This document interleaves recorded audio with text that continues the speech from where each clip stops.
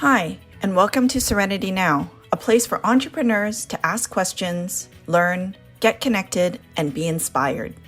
Join us as we talk about all things business and the search for the ever-elusive Serenity Now in both business and personal life. In today's episode, Sofia Arisheh of Upskill Consulting shares the changes to the work environment and staff expectations of their employers post-pandemic. Many businesses are considering options to address work from home, work from office. This episode unpacks this further from an HR perspective. We may years ago have thought that we could never ever work virtually, but I think we've learned that we can, and it has worked. And what we have to be really cognizant of is, what do our employees want moving forward? Let's totally rejig the way in which we work and we play. And let's adopt a bit of this hybrid model so it speaks to our employees, and there's benefits for us, I would say, as well as employers. What about fairness in the workplace when you are paying big city salaries to attract talent, but then the new hires are working from smaller towns where affordability is less challenging? There's going to be certain businesses. Apple just came back and said, foot down, 30% of the time you will have to be in the office. Right. And then there's the other New York firm who says, we're paying you New York dollars to live in New York, right? And so if you're living in Alabama, and it's like, is it for the role or is it for the... Yeah. And Vancouver's like just as expensive as New York. What does Sofia feel developed through the pandemic that has helped businesses? We are more resilient, I think, than we ever knew we were. And we're more innovative than I think we ever thought we were too, right? We've had to become very, very innovative in how we operate our businesses. So kudos to all of us. I think a pat on the back. Take a listen to the important business challenges and what one could have in place to overcome them. Hello, everybody. We're here with another episode of Serenity Now for entrepreneurs. I'm Candace Nancke. I'm joined today by Stephanie Sang, and we have a guest, an HR consultant by the name of Sofia Arisheh. I've known Sofia now, I think probably a couple of years. She's been helping our firm with all sorts of HR things. We've gone from dinosaur to practically in the now, and she's helped us immensely. I was introduced to Sofia by my business partner. He met her at a Small Business BC event in Small Business Month, nonetheless, so a few years ago. So we're very happy to have Sofia with us. And Sofia, maybe you could tell us a little bit more about what you do, and we'll go from there. Perfect. Well, thank you so much for that introduction. It's been a pleasure working with you and your team, Candace. And Stephanie, thank you so much for having me here. It's a small world, yes. Definitely out there. But yes, I am the principal and HR consultant at Upskill Consulting. I've been in HR now for over 15 years. I live and breathe it. I love it. I'm a bit of an HR geek. And I've worked in various different industries, different size companies, and both in industry and through my clients. You know, my mission is to help companies think, act, and operate in a people-first culture. And during these times of COVID-19, I can't think of anything more in terms of our focus and our shift when it comes to focusing on our people and HR practices. Sofia, thank you so much for joining us today. I'm so excited to hear your experience with remote working and all of these HR challenges that are happening in the world, with smaller businesses and larger ones and new ones coming through. One thing that I thought was really interesting is we had discussed that you had experience with remote working before COVID. So how is that different or similar to what you've been seeing now that majority of the businesses have been working remotely for the last 16, 18 months? Tell us a little bit more. Yes. So it's been interesting. I mean, as I've heard from clients, since the pandemic has hit, I mean, we're almost, 2 years in now. It has been a painful experience for many, and that's because it is something that is new. I mean, essentially overnight, businesses have had to shift the way in which they operate into this face-to-face type environment to now virtual. And for me, I was lucky enough to have had that experience pre-COVID during my telecommunications days. And I do remember, as an employee who's now working in this virtual setting, I remember walking into this new role thinking, how am I going to do this? I'm reporting to two bosses that operate, somewhere completely different. I don't even have these opportunities to sit in meetings with my fellow coworkers. How does this work? And even delivering training virtually. That was a new experience for me as well. And so I remember it was a steep learning curve. And a lot of the sort of complaints or pain points that I hear today from clients are ones that I've experienced. It's lack of connectivity. I just feel I'm operating in a silo. We don't have that team rapport as much as we once did. I'm not sure if our team members are as productive as they could be when they were in the office. Our processes and systems that once worked, I don't think they work anymore in this virtual setting. So it's a lot of these things that we now have to iron out as we've shifted. So as we head into the fall, I know a lot of people are wondering how is this going to look working remotely? As you said, you had a steep learning curve beforehand, and as things return to normal, everybody's wondering what normal is going to look like. Are we going to go back to where we were? Is it going to be different? What are your thoughts on that?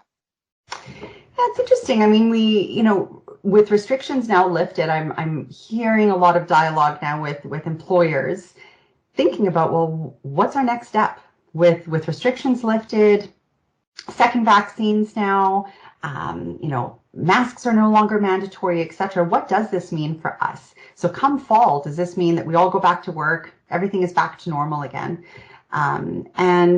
I think if anything from this whole pandemic, I think what we've learned as employers is that we are more resilient than we ever thought we were. And I think what we've learned here is that, we can act in crisis quickly. And we may years ago have thought that we could never ever work virtually, but I think we've learned that we can, and it has worked. And what we have to be really cognizant of is, what do our employees want moving forward? And the reason I say that is because I often hear, employers talking about how difficult it is to attract talent and even more difficult to retain them. So if we're talking about a retention strategy, this may be our opportunity to offer a hybrid approach. That would be my take on it. Like, let's totally rejig the way in which we work and we play. And let's adopt a bit of this hybrid model so it speaks to our employees, and there's benefits for us, I would say, as well as employers. Yeah, it's really interesting because I was speaking to another HR professional earlier today, and one of the things that struck me was how you would have some senior team members who they're kind of good. They're happy to be working on their own. They've got their rhythm. They're like, good. We don't have distractions of the young ones coming to us every 5 minutes asking us a question. So they're actually set up, ready to go, fine. And then just as a business that has grown from 7 people to 20 people over COVID, the struggles that I feel and what I'm hearing also are really kind of more from the juniors or those who are new starters with our company. Because what used to be, I had someone next to me where I could just turn my head and ask them. And I know, Candace, your business is very similar in that way, where it's just like, so I'm looking at this text and you want to point it out, now has turned into, let's set up a Zoom meeting at 2:30 so we can share a screen, and it just breaks up our day. As well as on the training side, there are concerns on effectiveness and how is the information being absorbed. Can you tell us a little bit more about some strategies that you've seen either companies use or what you would recommend? We love stories, so feel free to share any stories of success, and then also maybe even some stories of potential failure, because what I'm hearing is listen to your team members, but I'm also hearing, well, some team members want this and others want this. And so how do you manage remotely, or how do you onboard remotely? Those are some of the challenges that we've seen. Absolutely. And so I think to speak to that, Stephanie, is, Stats Canada came out with some survey results back in April 2021. And one of the things that they asked actually was, they asked all of these new teleworkers come COVID-19. And here was one of the results. Of all new teleworkers, 90% reported being at least as productive as they were pre-COVID-19. And on top of all of that as well, to speak to what we spoke about before, I mean, at the beginning of 2021, we had 32% of Canadian employees aged 15 to 69 who worked most of their hours from home, and you compare that to 4% in 2016. I mean, it's a huge, huge leap.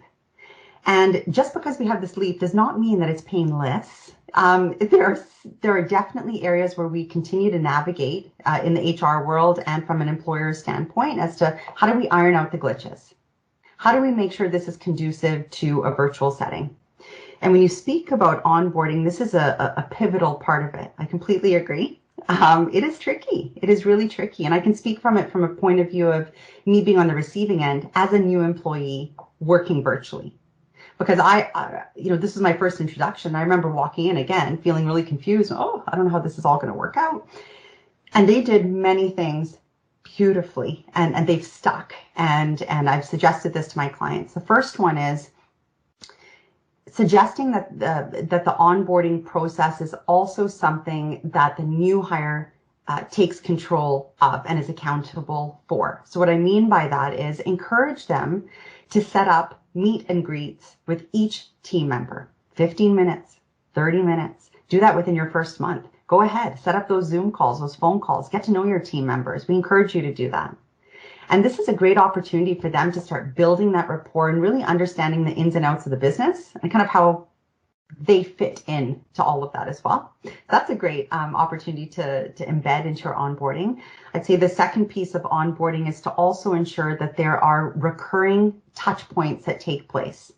These don't have to be extensive touch points. These could be, at the beginning, it could be even a 15-minute, once a week, recurring meeting that takes place. How are things going? What are some of the challenges? What do you need help with? What support do you need? And give them a platform to be able to ask their questions. And the third piece I'd say of onboarding that's significant with virtual is to ensure that our people understand what systems and programs they need to use and how to navigate within those. So whether that's job aids, whether that's you assigning someone on your team to walk them through the ins and outs of using Zoom or Teams or whatever it is, walk them through that so they understand how to navigate in the system. So there are lots of different ways in which we can kind of set them up for success as they onboard virtually. Yeah, it's interesting. We're also looking at things like shadowing as a way to also see kind of how would someone do something and doing a lot more training sessions. I do miss those days, though. I do miss the days of us being collaborative in an office. I'm an introvert myself, so I do like having time where I'm like, okay, I'm going to hide over here and just kind of stay under in my desk and that's it. However, I do feel it's just a different team dynamic. Maybe, we have a little bit of time here, so I'd also love you to touch on a little bit on the culture side of things as well. Like, what are your thoughts on ways that companies can ensure that corporate culture, fairness, even things like if there are certain team members that want to go into the office, should they choose the days that they want to come in, or should they be assigned certain days? Because there's also a fairness. I'm sure people are like, yeah, Tuesday, Wednesday, Thursday, I'll go into the office. And then Mondays and Fridays, I got an extended long weekend-ish. And so those would be the days that I would choose, just as a mom and for balance of myself. But what are your thoughts on that? Because we can't just have businesses work Tuesday, Wednesday, and Thursday, together. And of course, this is another area where it's gray. There is no black and white when it comes to how do we schedule our people, or even things like vaccines or mask wearing or what have you. I mean, there is a lot of gray. We continue to navigate in this unknown space. And so we're learning constantly as to how to approach certain things. So in terms of scheduling, what I've seen work really well to ensure that there is equity across the board as much as possible, because we also do need to accommodate as employers as well. We need to take into account family situations and obligations, et cetera, outside of work, is rotating shifts. It's rotating schedules. Let's make it fair. 2 weeks, this is your schedule, and then we rotate it and the next team gets that 2 weeks. We as an employer need to make sure we uphold health and safety and we mitigate any type of risk or COVID-19 or any other contagious disease for that matter being passed on. So we need to make sure that we are protecting our people, visitors, clients, anyone else, that the community, etc. So we have an obligation to do that. So if this means that certain people are more than happy to come into the office because they prefer it, and your space allows for that, have them come in. Have them come in. I know a lot of employees who, quite frankly, did not enjoy working from home. They did not enjoy it. Right. You know, and my husband is actually a perfect example of that. He didn't like working from home. I mean, he was really excited to go back into the office. Right. And that's because he missed the social connectivity of everything as well. And so allow those people to do that. For those on the other side of it who really enjoyed working from home, and what some of the stats have been showing recently is that 80% of new teleworkers have indicated that they actually do want to continue working from home, at least partially, past COVID-19, post-COVID-19. Rotating shifts could be a fantastic way of doing that as well. So, and that could be based on department needs. It could be done that way as well. So you may have to be a little bit creative with how you set up these schedules. I love it.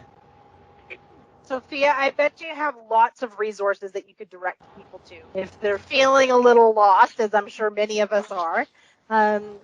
Did you want to share a couple of those with us? We'll make sure that they get put into the podcast notes, and we'll go from there. Absolutely. So, you know, I know when COVID-19 first hit, a lot of questions that started coming in was, what on earth is social distancing? What does quarantine mean? Et cetera, et cetera. What are these definitions? What is this all about? What are the symptoms? So as we've now morphed into where we are today, which is now today, it's all about vaccines, and it's all about mask wearing, and it's about stage 3 of this restart phase, et cetera, right? Like it's all changing. And so a lot of great resources that I would encourage employers and employees both to look at is WorkSafe BC. WorkSafe BC has fantastic COVID-19 safety plans and guides, step-by-step guides for employers that they have. Even things like working from home safely, so setting up ergonomics for your workstations at home, fantastic resources there. A lot of frequently asked questions, a lot of posters you can put around your office. So a lot of great resources from WorkSafe BC. I'd say BC Centre for Disease Control is another great one. They walk you through prevention, risks, treatment, self-isolation, a lot of great resources and posters, again, that you can put around the office or common work areas. Employment Standards Act is another one. So depending on, you know, where your business is operating, which province, looking at the Employment Standards Act for that province. If you're federally regulated, then it's the Canada Labour Code. But really looking at legislation. We know that we've had some recent COVID-19 leaves and sick time and that have been introduced. So keeping up to speed with all of that, so you can also update your policies and update your staff on all of that's going to be pivotal. And the fourth that I would suggest to everyone is, you know, take advantage of all of these free webinars that are out there. There are a lot of employment lawyers, HR folks out there, CPHR, so many associations out there who are providing these amazing free webinars, and recent ones that are hot topics are around, again, vaccines. Can we ask people if they've been vaccinated? Can we block people from coming into the office if they have not been vaccinated? Can we ask for proof of vaccination because they want their 3 hours of paid time to go and get their vaccination? Return to work, what does that look like? Can we mandate masks? So there are all these questions that are coming out. And again, employment lawyers and HR professionals have our work cut out for us in terms of making sure we get it right, because we're also learning as we go. But there's some great resources out there. So a lot of, you know, lawyers, employment law firms have webinars already posted on their website. So sign up, they're free and they're fantastic. I love it. Excellent, excellent. As you're going through those questions that are common, I distinctly remember having the questions sent to you and working our way in our firm through those questions. So I greatly appreciated your guidance on that, because I have to admit we might have fumbled it a little bit more. So I totally appreciate your guidance for sure. Oh, you're very welcome. It was my pleasure. We were all learning together, that's for sure. But it's been an interesting journey. It really, really has been. I think that we have all, employees and employers alike, all of us worldwide, have come across and have turned out to understand that we are more resilient, I think, than we ever knew we were. And we're more innovative than I think we ever thought we were too, right? We've had to become very, very innovative in how we operate our businesses. So kudos to all of us. I think a pat on the back. I love it. Well, I mean, one thing that we always do on these podcasts is talk about what stood out in the information that you shared. And one of the things that I think is that there still continues to be a steep learning curve with this. And I think that there's not necessarily going to be a point when we go, this is exactly how it needs to happen. So that evolution, and hearing, Candace and I were talking about this, how as an HR professional, there are still questions that will be in even your mind, makes me feel definitely like, okay, there's an adequate amount of information that I have, but that I will need to continue to keep that going so that we are stronger employers and people who can support our team members and our clients. Candace, tell us a little bit about what you found stood out in what Sofia shared. So what stands out to me is definitely don't try and solve this in isolation. None of us has the answers.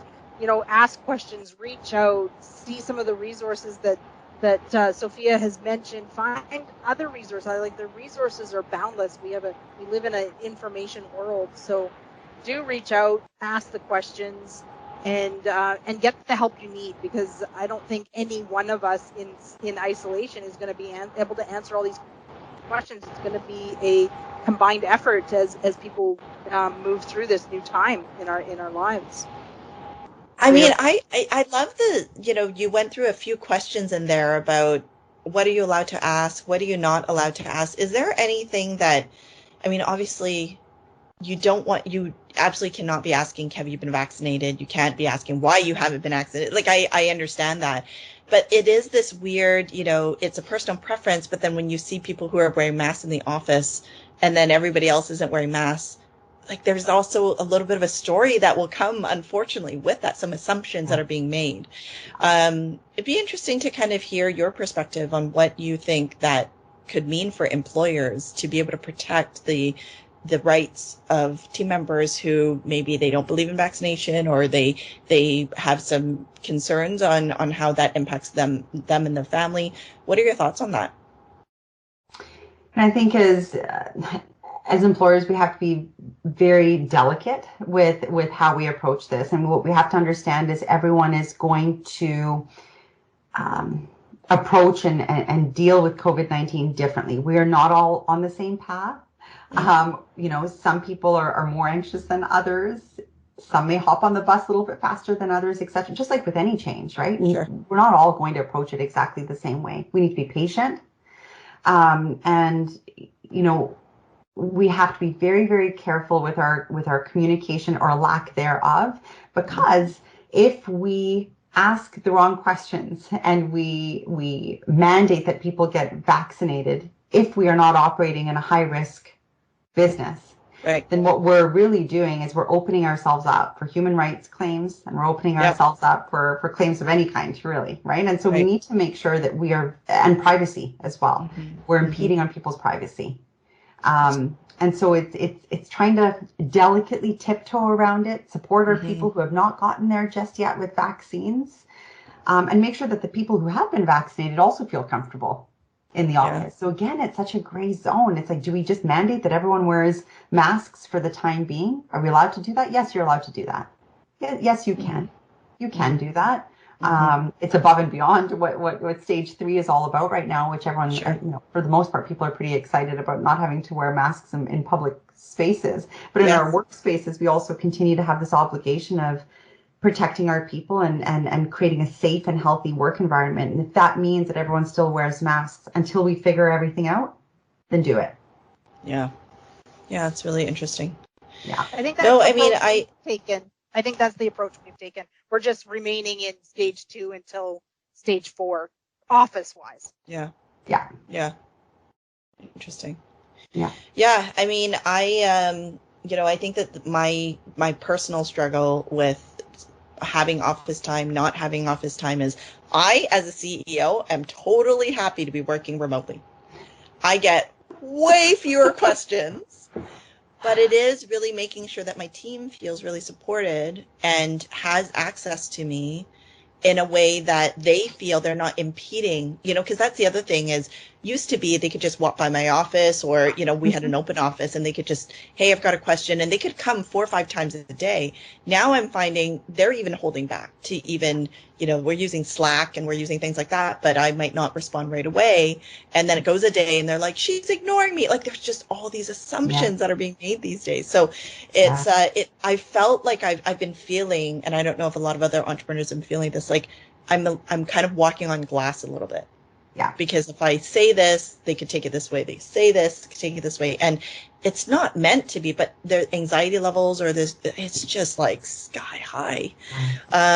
So it's very interesting to hear this perspective. And I agree. I mean, I think that there's going to be certain businesses. Apple just came back and said, foot down, 30% of the time you will have to be in the office. Right. And then there's the other New York firm who says, we're paying you New York dollars to live in New York, right? And so if you're living in Alabama, well, then we'll pay you and it's like, is it for the role or is it for the, and Vancouver's like just as expensive as New York.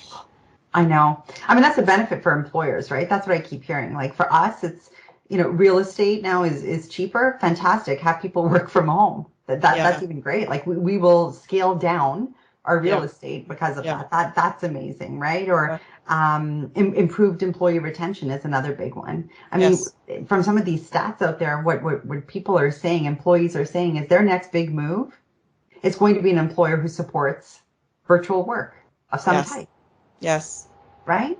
And we keep hearing about this looming resignation, whatever it is that's coming. People are thinking that we're going to have this massive exodus from work, and people are just going to go solo and consult and gig work and what have you, because it has been a life-changing event that's taken place. And I think it's put things into perspective for people.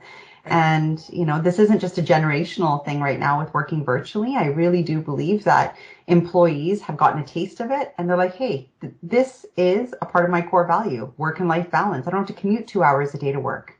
Right. Amazing. That's more time with my kids.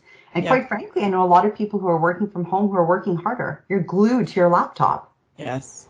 Which is also scary, right? Because there's the flip side of it where you don't turn it off. Yeah. That's right. That's the flip side for sure. Mm-hmm. Yeah, you have to have very defined, this is work time, this is not time. Yeah. Agree. Yeah. For sure. Yes.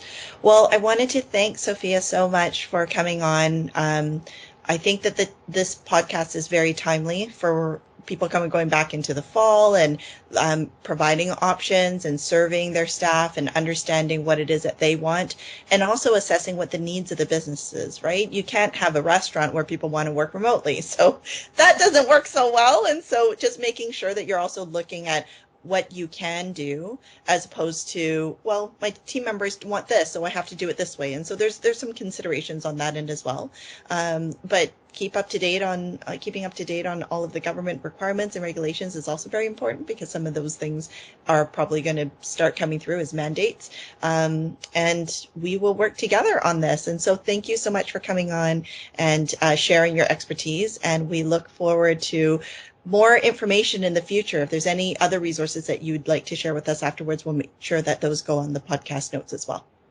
Fantastic. Well, thank you so much both for having me here. And it was great being able to share my little story of the lived experience and what questions I've received as well from clients. So you're right. It's going to continue to be something that we learn and we live through. And we all need to make sense of it all. It's going to continue to be gray for some time. And there is no cookie cutter approach as to how we handle COVID-19 or any other crisis that comes our way. Wise words. Thank you, Sofia. Thank you. We hope you enjoyed this episode where the Serenity sisters discuss key HR issues that continue to impact many businesses around the world. It seems like companies are now free to develop what works for their teams and create their own systems by listening to the needs of staff while weighing out the demands of their business. There won't be a perfect solution for every business type out there. We hope that this episode provided ideas around how to create a corporate culture that works for your company. Our goal is to give entrepreneurs listening and struggling with next steps some serenity now. We hope you enjoyed this episode and picked up some good tips and best practices that would benefit your entrepreneurial journey. Remember, none of the content in this podcast should be relied upon as standard legal or business advice. Always consult a professional for your specific business. You may know someone who could benefit from this podcast.